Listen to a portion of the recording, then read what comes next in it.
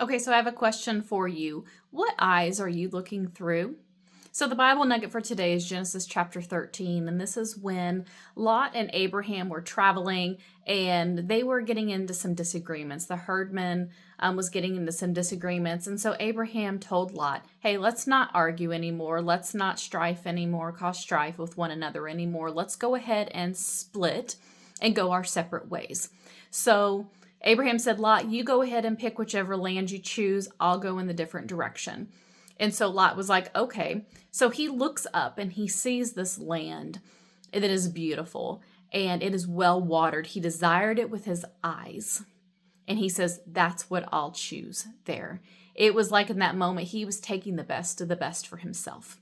But what he didn't know, God had other plans. So what eyes he was looking through looked good, but what he did not know is it led to destruction, because that city was Sodom and Gomorrah. Just like Eve, when she took of the fruit, it looked good. So everything was with the eyes first. And so then after Lot went his ways, then God told Abraham, look up. Complete difference. Lot looked himself. Abraham heard from God to say, look up. And God says, I'm giving you this land. And not only to you, but all of your descendants, it will belong to them. Abraham then built an altar. And so we see a lot of difference in the two right now. One built an altar to God, one did not. One saw with his own eyes and acted upon his flesh. One acted on the obedience of God and what God has said. One took for himself. One, it was given to by God. Completely different scenarios, but the outcomes are completely different as well.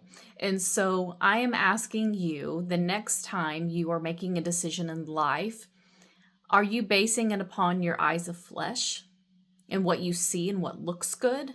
Or are you basing your decision based upon the obedience of God and what God has said?